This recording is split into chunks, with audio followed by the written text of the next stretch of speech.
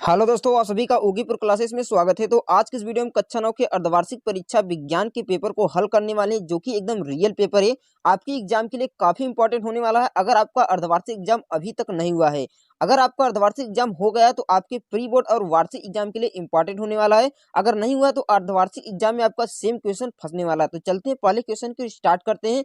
यहाँ पर देख सकते हैं पहला क्वेश्चन दिया हुआ है कि दूरी का मात्रक क्या होता है। तो आप सभी लोग जानते हैं कि दूरी का मात्रक जो होता है मीटर होता है। दूरी का मात्रक क्या होता है? मीटर होता है। उसके बाद दूसरा क्वेश्चन दिया हुआ है कि यदि किसी पिंड का विस्थापन समय के वर्ग के अनुक्रमानुपाती हो जाए तो वस्तु का जो गमन करेगी तो एक समान वेग से, एक नियत त्वरण से, या बढ़ते त्वरण से, या घटते त्वरण से, तो एक समान नियत त्वरण से। तो ऑप्शन नंबर बी बिल्कुल राइट वे हो जाएगा। उसके बाद 3 नंबर क्वेश्चन दिया हुआ है कि यदि हम पेड़ की शाखा को तेजी से हिलाएं तो कुछ पत्तियां नीचे गिर जाती हैं, यानी पेड़ की शाखा से अलग हो जाती है। तो किस कारण? तो जड़त्व के कारण। किसके कारण? जड़त्व के कारण। ऑप्शन डी बिल्कुल राइट उत्तर हो जाएगा। उसके बाद 4 नंबर क्वेश्चन दिया है कि 50 किग्रा की द्रव्यमान की वस्तु 6 मीटर पर सेकंड के नियत वेग से गतिमान है। तो वस्तु का संवेग ज्ञात करना है। संवेग आप सभी जानते हैं P बराबर m इंटू वी होता है। यहाँ पर मास दिया है 50 किलो और वेग दिया है 6, तो 6 पचे 30 यानी 300 किग्रा मीटर पर सेकंड होगा, जो कि इसमें ऑप्शन कोई नहीं है, तो सभी ऑप्शन रॉन्ग हो जाएंगे। उसके बाद देखते हैं चौथा पांचवा क्वेश्चन दिया हुआ है कि न्यूटन का गुरुत्वाकर्षण नियम लागू होता है केवल अनावेशित कणों पर, केवल ग्रहों पर, केवल आकाशीय पिंडों पर, तो सभी के लिए, तो सभी पिंडों पर लागू होता है। उसके बाद 6 नंबर क्वेश्चन दिया कि घनत्व का SI मात्रक क्या होता है। तो घनत्व जो होता है द्रव्यमान बटे आयतन होता है। क्या होता है? द्रव्यमान बटे आयतन। द्रव्यमान का जो मात्रक होता है किग्रा, आयतन का मात्रक होता है मीटर क्यूब, तो किग्रा प्रति मीटर क्यूब इसका क्या हो जाएगा? मात्रक हो जाएगा घनत्व का। तो ऑप्शन नंबर बी बिल्कुल राइट हो जाएगा, किग्रा प्रति मीटर क्यूब। उसके बाद 7 नंबर क्वेश्चन दिया हुआ है कि एक कार 50 न्यूटन के स्थिर बल के साथ 100 मीटर की दूरी पर तय करती है, तो कार द्वारा किया गया कार्य ज्ञात कीजिए। तो आपको कार्य ज्ञात करना है, तो कार W बराबर होता है F इंटू डी।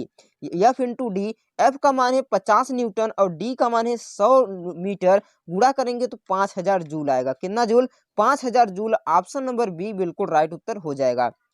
उसके बाद 8 नंबर क्वेश्चन दिया है पदार्थ के कणों के बीच उपस्थित आकर्षण बल को क्या कहते हैं। तो पदार्थ के कणों के बीच जो उपस्थित आकर्षण बल होता है उसे अंतरा आणविक बल कहते हैं। क्या कहते हैं? अंतरा आणविक बल कहते हैं। तो ऑप्शन बी राइट हो जाएगा।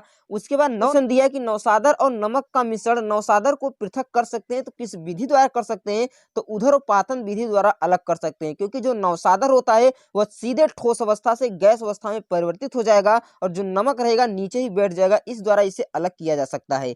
उसके बाद 10वां क्वेश्चन दिया है कि तत्वों के वर्गीकरण किया जा सकता है धातु अधातु रूप में, धातु अधातु उपधातु में, उपधातु और अधातु में, धातु अधातु में। तो धातुओं को जो है धातु अधातु उपधातु तीनों रूप से अलग किया जा सकता है। उसके बाद 11 नंबर क्वेश्चन दिया हुआ कि वह धातु जो धातु होते हुए भी कमरे के ताप पर द्रव होता है। तो एकमात्र पारा जो कि धातु होता है जो कमरे के ताप पर द्रव होता है, और एकमात्र ब्रोमीन जो है अधातु होता है जो कमरे के ताप पर द्रव होता है। उसके बाद यहाँ दूसरा क्वेश्चन, अगला क्वेश्चन दिया कि सीसा का प्रतीक क्या होता है। तो सीसा का प्रतीक हो गया Pb। Ca जो होता है कैल्शियम का, Co जो होता है कोबाल्ट का, Ag जो होता है सिल्वर का होता है। उसके बाद दिया है कि बोरान का प्रतीक क्या होता है। तो बोरान का जो प्रतीक है B होता है। क्या होता है? B होता है। उसका वंश परिकल्पना किसने दी थी? तो बिरचो ने दी थी। किसने? बिरचो ने कोशिका के वंश की परिकल्पना दी थी। उसके बाद नेक्स्ट क्वेश्चन दिया हुआ है कि यदि कवच रहित अंडे को शुद्ध जल में 5 मिनट के लिए रखा जाए तो अंडा क्या हो जाएगा? तो अंडा पर कोई प्रभाव नहीं पड़ेगा। तो ऑप्शन नंबर सी बिल्कुल राइट उत्तर हो जाएगा।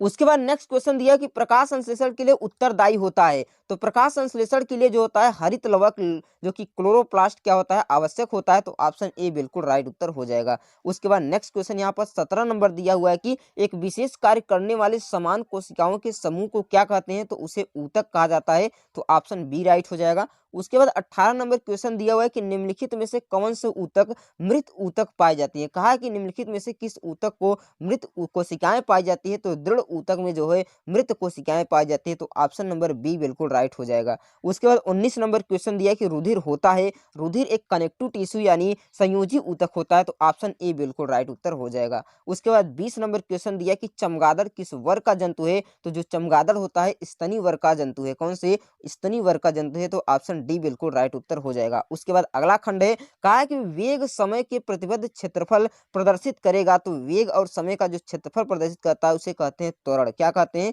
त्वरण कहते हैं। उसके बाद अगला क्वेश्चन दिया हुआ है कि यदि किसी पिंड का द्रव्यमान वेग भी तो संवेग p बराबर m इंटू वी हो जाएगा। उसके बाद क्या है कि भूमध्य रेखा पर किसी वस्तु का भार ध्रुवों की तुलना पर कम क्यों होता है, इसके बारे में आपको टिप्पणी लिखना है। और कहा है कि एक कृत्रिम उपग्रह का जो दूरी है तैरना है, वृत्ताकार पथ पर घूम रहा है तो 24 घंटे में परिक्रमा करता है, तो चाल ज्ञात कीजिए। तो चाल ज्ञात करना है तो इसमें आप 24 घंटे का भाग दे देंगे, जितना उत्तर आएगा इसका चाल आ जाएगा। अथवा आप ज्ञात कर सकते हैं गुरुत्वीय त्वरण से क्या अभिप्राय है, गुरुत्वीय त्वरण और गुरुत्वाकर्षण में संबंध बताना है, यानी स्मॉल जी बराबर कैपिटल जी m बटे r स्क्वायर होता है। उसके बाद नेक्स्ट क्वेश्चन दिया है कि प्लाज्मा की परिभाषा दीजिए, किसकी, प्लाज्मा को आपको परिभाषा देना है। और यहाँ पर दिया है कि निम्नलिखित को आपको भौतिक अवस्था क्या होगी, 25 डिग्री सेल्सियस से जल तो कौन सी अवस्था होगी, तो यह जो कि द्रव अवस्था भी होगी, 0 डिग्री पर ठोस अवस्था होगी, 100 डिग्री पर गैस अवस्था में होगी। उसके बाद नेक्स्ट क्वेश्चन दिया है निम्नलिखित में से समांगी और विषमांगी मिश्रण इसमें से आपको छांटना है। उसके बाद कहा कि आकाश का रंग नीला क्यों दिखाई देता है, इसको बनाना, जो कि प्रकीर्णन के कारण दिखाई देता है, इसके बारे में आपको टिप्पणी पूरा लिख लेना है। उसके बाद 7 नंबर क्वेश्चन दिया है कि वायुमंडलीय गैसों को द्रव अवस्था में परिवर्तित करने की विधि पर टिप्पणी लिखिए।